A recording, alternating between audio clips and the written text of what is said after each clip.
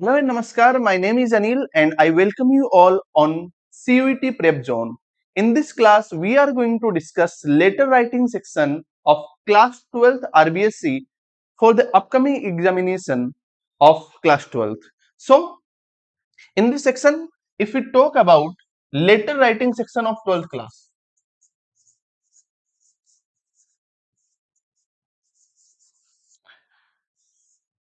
ये आपके 5 marks carry करता है और इसमें डिफरेंट टाइप के, अगर मैं कहूं तो डिफरेंट टाइप के क्या है, लेटर राइटिंग्स आपसे पूछे जाते हैं, जिसमें एक आपके सिलेबस में जॉब एप्लीकेशन इंक्लूड किया गया है। इसके बाद अगर हम बात करें तो एक आपको समझना है लेटर टू एडिटर।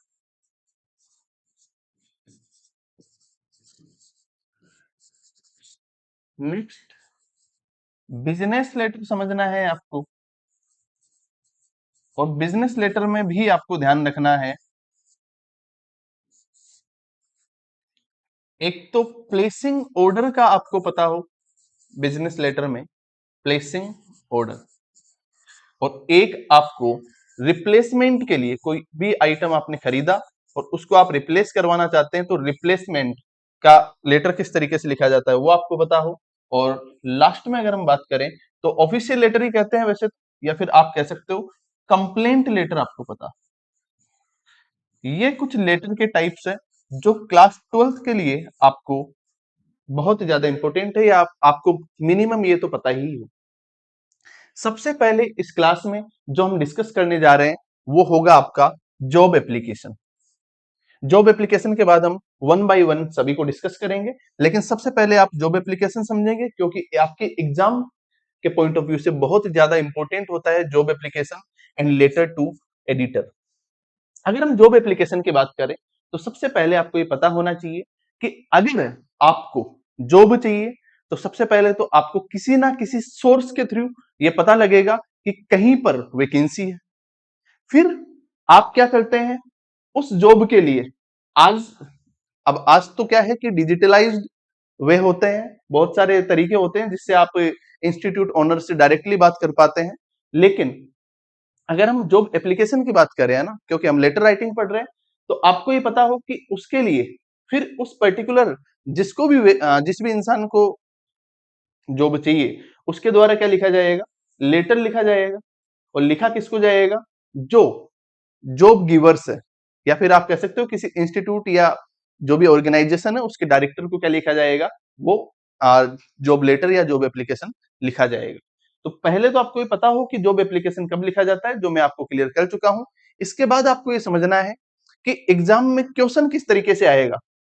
तो अगर हम एग्जाम में क्वेश्चन की बात करें तो आपको ये समझना है कि आपके सामने यहाँ एक क्वेश्चन लिखा हुआ है और वो है right A job application for the post of lecturer in English. ये बहुत ही बेसिक सा क्वेश्चन मैंने आपके सामने लिखा है, इसके थ्रू हम ये समझ जाएंगे, या फिर देखो क्वेश्चन दूसरे तरीके से भी लिखा जा सकता है और उसमें पूरी डिटेल्स होगी कि कौन सा इंस्टीट्यूट है जिसको कौन से टीचर की जरूरत है या किस एम्प्लॉय की जरूरत है, या कौन सा ऑर्गेनाइजेशन है, बैंक हो सकता है या कोई भी और भी अदर डिपार्टमेंट्स भी हो सकते हैं। लेकिन बेसिकली ये इतना छोटा सा क्वेश्चन लिखने का रीजन ये है कि आपको ज्यादातर चीजें खुद से समझ आ जाए, कि क्वेश्चन में ज्यादा डिटेल्स ना हो तो भी आप क्वेश्चन को अटेम्प्ट कर पाए। तो अगर हम लेटर राइटिंग लिखने की बात करते हैं तो कुछ बातें तो ऐसी होती है जो आपके 12th क्लास में जितने भी लेटर राइटिंग का सेक्शन है उसमें हर एक लेटर राइटिंग के टाइप में वो फॉलो होने वाली। सबसे पहली बात जो आपको पता हो वो होगा सर सेंडर्स एड्रेस। और टू बी ऑनेस्ट अगर मैं आपको बताऊं तो आप अपनी समझ के लिए ये भी समझ सकते हैं कि आपको एक एड्रेस आपके दिमाग में हो तो आप वो किसी भी, चाहे वो कोई भी हो, अगर क्वेश्चन में एड्रेस नहीं दे रखा है तो आप उस एड्रेस को किसी भी टाइप में यूज कर लो। जैसे हम बात करें तो आप कह सकते हो 20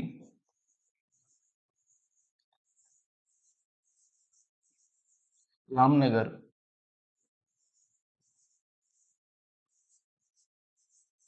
मानसरोवर जयपुर। ये आपने एक एड्रेस अपनी ओर से लिख लिया। अब आप सबसे पहले तो यही समझना है, जॉब एप्लीकेशन ही नहीं, चाहे वो बिजनेस लेटर हो, चाहे वो कंप्लेंट लेटर हो, लेटर टू एडिटर हो, सभी में सबसे पहला काम जो आपको करना है वो सेंडर्स एड्रेस करना है। सेंडर्स एड्रेस को आप ऐसे भी समझ सकते हैं कि आप जो लेटर लिख रहा है उसका एड्रेस आपको लिखना है। ये आपने लिख दिया है। इसके बाद आप एक लाइन ब्लैंक छोड़ेंगे, और ब्लैंक के लिए मैं ये वाला सिंबल बना रहा हूं, है ना, खाली लाइन वाला। इसके बाद में नेक्स्ट काम जो आप करेंगे वो करेंगे date of writing the letter. जिस दिन भी आप लेटर लिख रहे हैं, कहने का मतलब जिस दिन आपका एग्जाम है वही डेट आप यहां पर यूज कर ले। तो आज की अगर हम बात करें तो आज है 8 फेब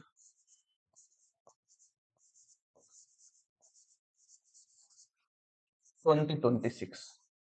अब ये आपके सामने जो मैंने लिखा है वो क्या है, date of writing the letter. इसके बाद आप वापस से एक लाइन ब्लैंक छोड़ेंगे, और इसके बाद लिखेंगे कि लेटर लिखा किसको जा रहा है, कहने का मतलब रिसीवर्स एड्रेस लिखेंगे। अब आपको देखो, क्वेश्चन में आपको बताया गया है जॉब एप्लीकेशन लिखना है, किसके लिए लिखना है, for the post of lecturer in English, teacher की पोस्ट के लिए लिखना है। तो किसी ना किसी स्कूल के ओनर को लिखेंगे आप, एक स्कूल के जो भी डायरेक्टर है उन्हीं को लिखोगे जॉब एप्लीकेशन। तो आपको क्या लिखना है, द डायरेक्टर। डायरेक्टर किस इंस्टीट्यूट के हैं, किस स्कूल के हैं वो लिख देंगे आप। तो आप लिखेंगे टैगोर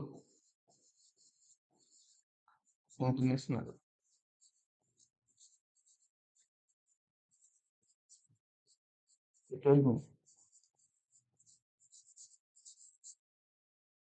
और ये आपने कर दिया, कह सकते हो आप सांगानेर, सांगानेर जयपुर। इस तरीके से आपने क्या कर दिया, ये आपने लिख दिया है रिसीवर्स एड्रेस। वापस बता रहा हूं, पहले आपने सेंडर्स एड्रेस, कहने का मतलब खुद का एड्रेस लिखा, उसके बाद date of writing the letter लिखा, उसके बाद रिसीवर्स एड्रेस लिखा, या जिसको लेटर लिखा जा रहा है उसका एड्रेस लिखा। आप जब भी लेटर लिखते हो तो किसी ना किसी पोस्ट पर बैठे हुए, जो भी आप पोस्ट पर बैठे हुए इंसान को लिखते हो, कहने का मतलब किसी भी डेजिग्नेटेड आप इंसान को आप ये लेटर लिखते हो। इसलिए डायरेक्ट ऐसा नहीं है कि टैगोर इंटरनेशनल एकेडमी लिख दिया, आप किसको एड्रेस करके लिख रहे हैं, डायरेक्टर को एड्रेस करके लिख रहे हो। आगे की अगर हम बात करें तो इसके बाद एक लाइन आपको ब्लैंक छोड़ना है, और ये मैं बार बार लाइन ब्लैंक छोड़ने का इसलिए बोल रहा हूं क्योंकि ये जो लेटर राइटिंग सेक्शन है इसको लिखने के फॉर्मेट के भी आपके एग्जामिनेशन में नंबर आपको दिए जाते हैं। तो अगली बात जो आपको समझनी है वो ये है कि एक लाइन छोड़ने के बाद आप क्या लिखेंगे, सब्जेक्ट। सब्जेक्ट आपके सभी के समझ में आ रहा होगा, हम किस लिए लिख रहे हैं लेटर, क्या लिख रहे हैं हम, application for the post of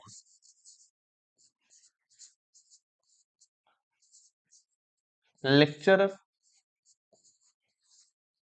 in English. ये आपका क्या हो गया है, सब्जेक्ट। ये आपको समझ जाना है। नेक्स्ट अगर हम बात करें तो एक लाइन छोड़ने के बाद फिर आप लिखेंगे सर, और सर के साथ आपको समझना है कि रेस्पेक्टेड सर लिखने की जरूरत नहीं, क्योंकि सर जो है वो पहले से ही रेस्पेक्टेड होते हैं। कहने का मतलब ये है कि इसको सुपरफ्लूअस नहीं बनाना है। कई बार कुछ स्टूडेंट्स होते हैं जिन जो रेस्पेक्टेड सर का यूज करते हैं, तो वो आपको यूज करने की जरूरत नहीं है। इसके बाद अगर हम बात करें तो अब आपको लिखना है, देखो सब्जेक्ट के बाद आपने सैल्यूटेशन लिख दिया सर, अब आपको लिखना है बॉडी ऑफ द लेटर। क्या लिखना है, बॉडी ऑफ द लेटर। और इसको लिखने के अंदर सबको, या जितने भी स्टूडेंट्स हैं सबको यही प्रॉब्लम आती है। तो जॉब एप्लीकेशन में आपको ये बात समझना है दोस्त कि एक भी लाइन ऐसी नहीं होगी जो आपके समझना है। अगर आप इसको as it is copy paste भी करके आएंगे जो मैं आपको समझा रहा हूं, तो भी आपके नंबर पूरे आएंगे। ठीक है, तो आप ये समझ सकते हो कि कुछ फिक्स लाइंस है जो मैं आपको दे रहा हूं। क्या है वो, लिखना शुरू करना है आपको नीचे वाली लाइन से, ट्रू द कॉलम, सॉरी आपको लिखना है 3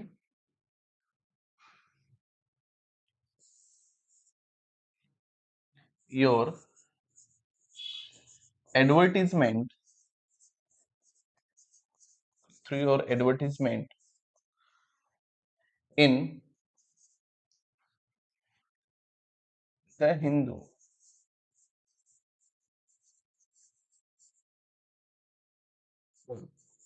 और देखो क्या कहना चाहते हो, through your advertisement in the Hindu. The Hindu हो गया न्यूज़पेपर का नाम।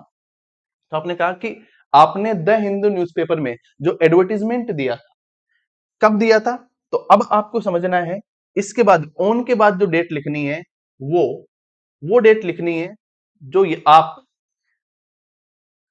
वहां पर 8 फरवरी जो है वो यूज कर रहे हैं।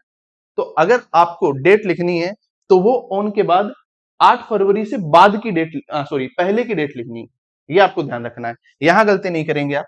तो आपने कहा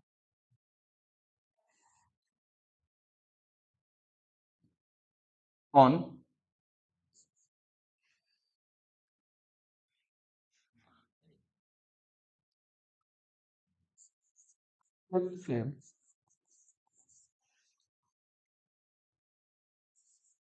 2026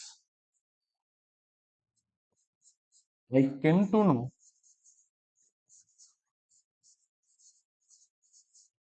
that the the post of lecturer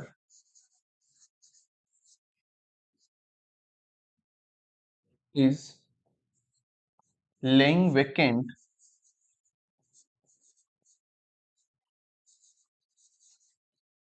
in your school।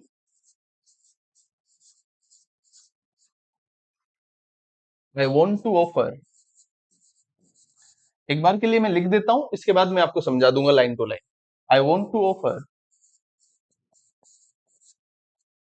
My services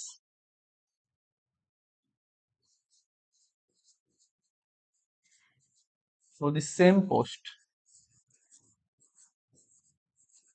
for the same post. फिर आपको आगे लिखना है आई एम सिंसियर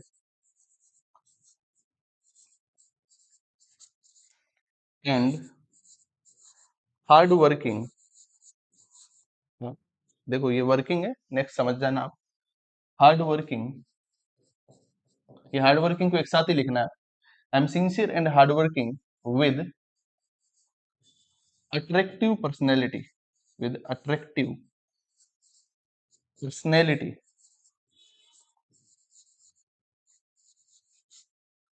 इसके बाद ये लाइन जहां खत्म हो उसको वहीं छोड़ देना है और नेक्स्ट आपको नेक्स्ट लाइन से स्टार्ट करना है वापस से।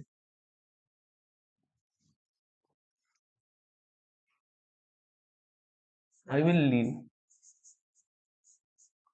No stone unturned, no stone unturned if I am given a chance, if I am given a chance.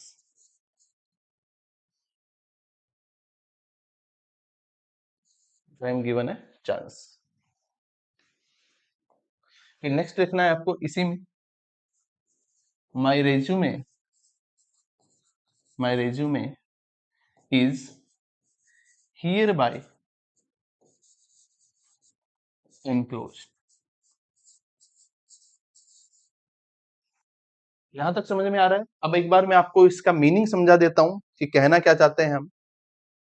देखो बॉडी ऑफ द लेटर की स्टार्टिंग करनी है आपको through your advertisement in the Hindu. ये क्या है द हिंदू, एक बार समझना आप। द हिंदू जो आप लिख रहे हैं वो क्या है, it's the name of the newspaper कि through your advertisement in the Hindu, कि स्कूल की तरफ से क्या हुआ था, एडवर्टीजमेंट आया था कौन से न्यूज़पेपर में, द हिंदू में। कब आया था, 5 फेब। वापस बता रहा हूं, ऊपर जो डेट लिखी थी आपने, जहां पर क्या लिखा था 8 Feb, date of writing the letter, उससे पहले की डेट लिखनी है। I came to know that a post of lecturer is lying vacant in your school. मुझे ये पता चला है कि आपकी स्कूल में लेक्चरर की जो पोस्ट है, नेक्स्ट बात आपको समझनी है कि लेक्चरर की जो पोस्ट है वो क्या है, वेकेंट है। I want to offer my services for the same post, और मैं इसी पोस्ट के लिए अपनी सर्विसेज जो है वो ऑफर करना चाहता हूं। आई am sincere and hard working with attractive personality. मैं सिंसियर हूं, हार्ड वर्किंग हूं, और मेरी पर्सनैलिटी जो है वो कैसी है, अट्रैक्टिव है। आई विल लीव, इसके बाद ये लाइन वहीं छोड़ देनी है, कहने का मतलब फिनिश करके यहां तक नेक्स्ट लाइन से लिखना है आपको, I will leave no stone unturned if I am given a chance. कि अगर मुझे मौका दिया जाता है तो मैं मेहनत में या कोशिश करने में कोई कसर नहीं छोड़ूंगा। नेक्स्ट आपने लिखा माई resume is here bye enclose, और रेज्यूमे क्या है, बायोडेटा जो है, ठीक है, जिसको अपन करिकुलम विटाई भी बोल सकते हैं, तो वो जो है वो इसी के साथ लगा दिया गया है, इसी लेटर के साथ, जो भी हम बनाएंगे भी आगे। अगर नेक्स्ट हम बात करें तो आपको समझना है,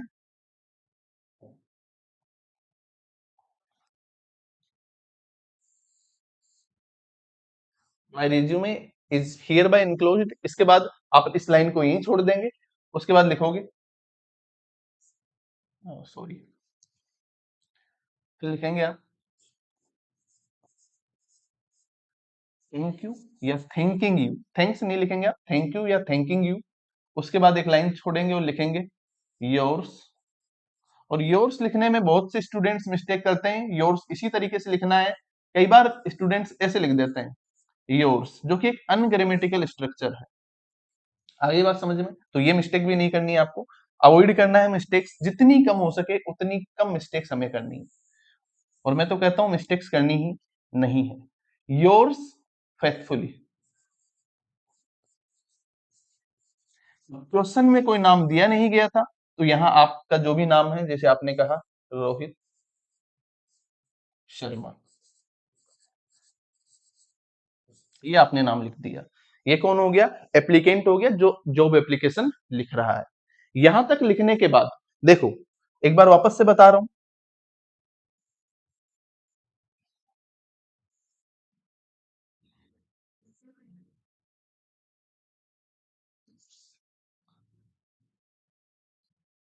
समझते हुए चलना है आपको।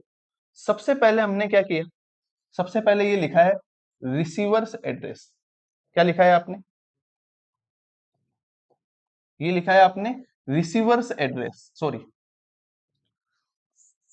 सबसे पहले आप लिखोगे सेंडर्स एड्रेस, रिसीवर्स नहीं है, ये है सेंडर्स एड्रेस, सबसे पहले ये लिखेंगे। इसके बाद ये आपने क्या लिखा है, date of writing the letter. ये मैं आपको समझाने के लिए लिख रहा हूं, आपको एग्जाम में ऐसा नहीं लिखना है कि आपने इस डेट के आगे date of writing the letter लिख दिया। आगे बात समझ में, फिर आपने क्या लिखा है, ये आपने लिखा है रिसीवर्स एड्रेस, या जिसको लेटर लिखा जा रहा है आप समझ सकते हैं, रिसीवर्स एड्रेस, रिसीवर्स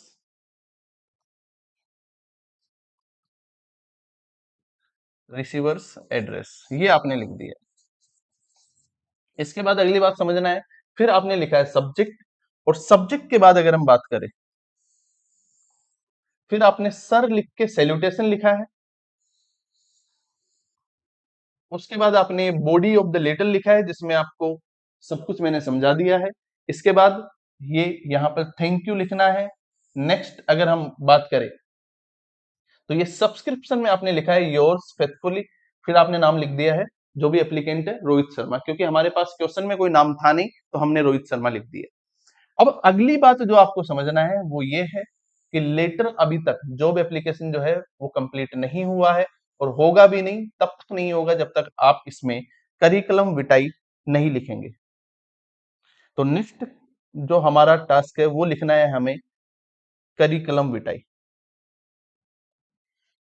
करिकुलम विटाई लिखने के लिए देखो, सबसे पहली बात तो जो आपको समझनी है वो ये है कि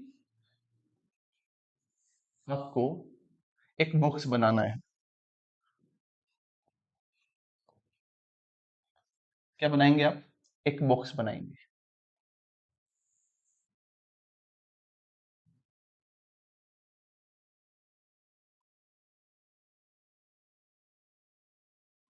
तरीके से सबसे पहले आप क्या करेंगे, बॉक्स बनाएंगे, फिर आप क्या करेंगे, एक इसमें लाइन ड्रॉ करेंगे,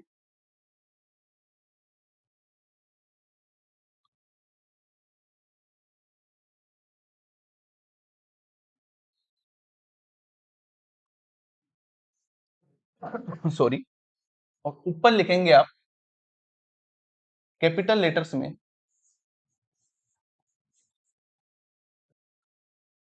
करिकुलम विटाई, ये आपको लिखना है। करिकुलम विटाई का मीनिंग क्या है, जो अभी आपने रेज्यूमे बोला है, अभी आपने लिखा था ना ऊपर, माई resume is hereby enclosed, वही रेज्यूमे क्या है, करिकुलम विटाई बोलते हैं उसको। नेक्स्ट क्या करेंगे आप,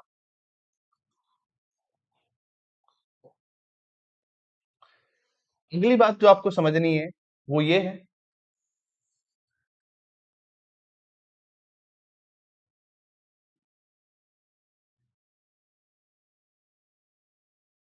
नेक्स्ट आपको जो आपके डेटा है वो आपको मैं समझा देता हूं, और आप जितना अच्छी हो उतना अच्छा बनाने की इसको कोशिश करना है।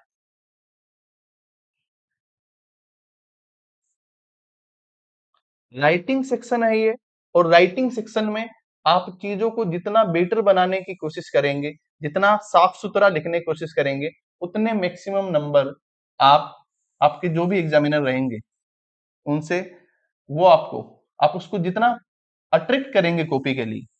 देखो सर, बात ये है कि एग्जामिनर जो भी आपकी कॉपी चेक कर रहा है उसको परेशान नहीं करना है, उसको ऐसा फील करवाना है कि आपको क्या करना है, ये हमारी कॉपी चेक करनी है, उसको लगे कि कॉपी चेक करनी चाहिए। ठीक है, तो ये इस तरीके से आपको एक बॉक्स बनाना है, और अब इसमें क्या लिखना है वो मैं आपको समझा रहा हूं। सबसे पहले आप लिखेंगे नेम,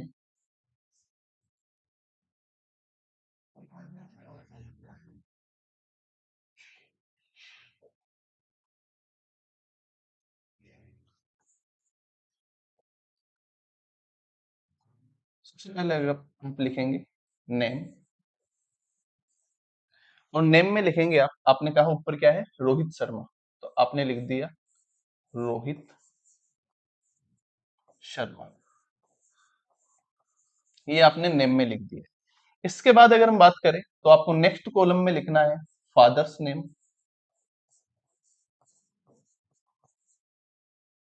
फादर्स नेम में आप, अभी अपने पास कोई डिटेल्स नहीं है तो अपन अपने हिसाब से लिख सकते हैं, तो आपने लिख दिया मिस्टर रविंद्र शर्मा। नेक्स्ट जो आपको लिखना है वो है डेट ऑफ बर्थ, तो उसके लिए आप डीओबी लिख वर्ड, या फिर शॉर्ट फॉर्म जो है वो यूज कर लेंगे।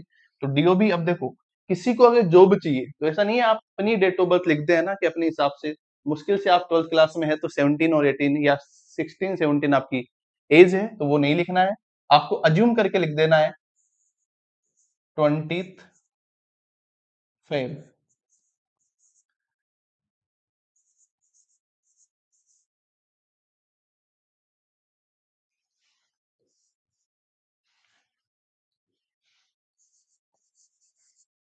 आपने लिख दिया 1996, ये आपने एक डेट ऑफ बर्थ लिख दी।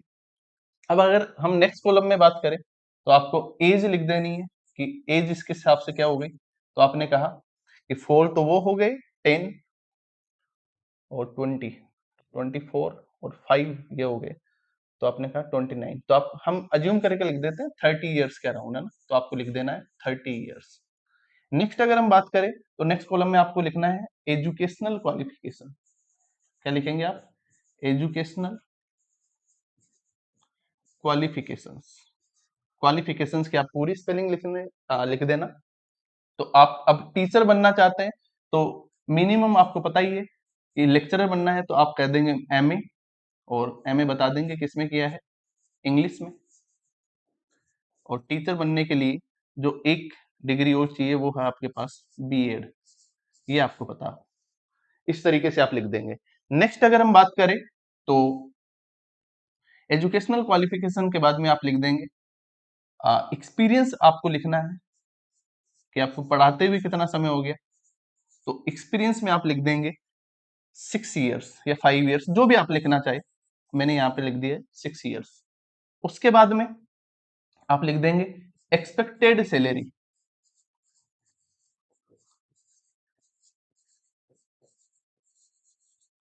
एक्सपेक्टेड सैलरी की अगर हम बात करें तो उसमें ऐसा नहीं है, आप कुछ भी वैसे तो लिख सकते हैं, लेकिन मैं आपको बता रहा हूं तो आप ये लिख देना एज पर नॉर्म्स, कि जो भी नॉर्म्स है उस हिसाब से क्या हो जाएगी सैलरी हम एक्सपेक्ट करते हैं। उसके बाद नेक्स्ट बात जो आपको ध्यान रखनी है वो हो जाएगा एक्सपेक्टेड सैलरी के बाद एक कॉलम और बना देते हैं हम, मैरिटल स्टेटस। तो मैरिटल स्टेटस में आप क्या लिख देंगे, मैरिड या अनमेरिड जो भी आप लिखना चाहो तो आप लिख देना मैरिड। नेक्स्ट जो आपको समझना है वो है कॉन्टेक्ट डिटेल्स, ये आपको बनाना ही है कॉन्टेक्ट डिटेल्स। तो कॉन्टेक्ट डिटेल्स में देख आपको दो चीजें ध्यान रखनी है, ऐसे दो बना देना।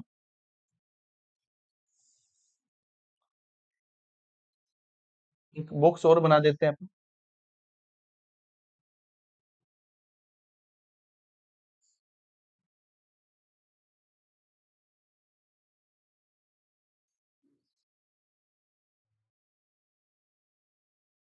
दो कॉन्टेक्ट डिटेल्स आ जाएगी। एक में हम लिख रहे हैं अगर हम मोबाइल नंबर की बात करें, ठीक है, तो ऐसे लिख देंगे आप, कुछ भी अज्यूम करके लिख देना है। और एक में आप लिख देंगे ईमेल एड्रेस, एक में लिख देंगे आप ईमेल एड्रेस। ईमेल एड्रेस में कुछ भी ईमेल लिख देंगे आप, या एड्रेस को हम हटा देते हैं, आप लिख देना, हम यहाँ पे ईमेल लिख देते हैं बस। ईमेल में आप लिख देंगे, आपने कहा रोहित शर्मा नाम है तो लिख देंगे आप रोहित शर्मा 123@gmail, बाहर जा रहा है थोड़ा सा ध्यान रखना आप, gmail.com। इस तरीके से आप क्या बना देंगे, ये करिकुलम विटाई बना देंगे। इतना काम आप जब कर लेंगे तो आपका जो जॉब एप्लीकेशन है वो कंप्लीट हो जाएगा। उम्मीद है आपकी जॉब एप्लीकेशन समझ में आया होगा, और इसके बाद लेटर टू एडिटर और बिजनेस लेटर के लिए हम नेक्स्ट वीडियो में बात करेंगे। Till then bye bye and take care, keep watching CVT prep zone. Okay, thanks. One more thing जो आपको ध्यान रखनी है वो ये है कि अगर यहां तो आपने लेक्चरर के लिए आपने क्या लिखा है, जॉब एप्लीकेशन लिखा है, तो अगर आपसे कहा जाए कि क्लर्क की पोस्ट के लिए या कोई और पोस्ट हो सकती है जिसके लिए आपको जॉब एप्लीकेशन लिखने की जरूरत पड़ जाए, तो आपको करना कुछ नहीं है, बहुत सिंपल है, तरीका पूरा यही फॉलो होगा। बस एक दो जगह माइनर चेंजेस करने हैं, वो कौन कौन सी जगह है देखो। मान लीजिए कि हम ये मान के चलते हैं कि आपको जॉब एप्लीकेशन लिखना है for the post of clerk in a bank, तो डायरेक्टर की जगह आप क्या कर देंगे, मैनेजर। यहाँ टैगोर इंटरनेशनल एकेडमी आपने लिखा था तो यहाँ कर देंगे आप स्टेट बैंक ऑफ इंडिया, या कोई भी बैंक का नाम आप लिख देंगे, बाकी सेम रहेगा। इसके बाद सब्जेक्ट में अगर हम बात करें तो जो चेंजेस आएंगे वो इस जगह पर आएंगे। Application for the post of lecturer in English की जगह आप क्या कर देंगे, application for the post of clerk, यहां तक कर देंगे। इसके बाद अगर हम बात करें तो next body of the letter जो है इसमें चेंजेस आएंगे, और इसमें केवल एक या दो जगह माइनर चेंजेस है जो आप बहुत ही आसानी से समझ जाएंगे। मान लीजिए कि आप क्लर्क के लिए लिख रहे हैं तो एक तो लेक्चरर की जगह आप क्या कर देंगे, क्लर्क, और एक आप क्या कर देंगे स्कूल की जगह बैंक, या हो सकता है कोई कंपनी का नाम हो तो कंपनी कर देंगे आप। समझ आ रही है बात, बाकी और कहीं चेंजेस नहीं होंगे, पूरा एज इट इज आपको ध्यान रखना है, आपको लर्न कर लेना है और एग्जाम में इसी तरीके से लिखना है। बॉडी आपको मैंने बना के दे दी है, सेम एज इट इज आपको क्लेम करके आपके जो भी एग्जाम है उसमें लिखना है। इसके बाद अगर हम करिकुलम विटाई या रेज्यूम की बात करें तो रेज्यूमे में एक माइनर चेंज करो तो ठीक है, नहीं बाकी ऐसा भी ठीक है। आपको बस एजुकेशनल क्वालिफिकेशन में क्या कर देंगे, एमए इंग्लिश की जगह जो भी पोस्ट के हिसाब से, पोस्ट की जो भी रिक्वायरमेंट है उसके हिसाब से आप क्या कर देंगे, ये एजुकेशनल क्वालिफिकेशन लिख देंगे। उम्मीद है आपके जॉब एप्लीकेशन समझ में आया होगा। नेक्स्ट वीडियो में हम लेटर टू एडिटर या फिर कंप्लेंट लेटर और बिजनेस लेटर को डिस्कस कर रहे होंगे। और अगर आप इन चीजों को फॉलो करते हैं, आई कैन गारंटी यू आप बहुत अच्छा लिखेंगे एग्जाम में। And I wish you all the best for your upcoming board examination, and please like and subscribe to CUT Prep Zone. Keep watching. Thanks.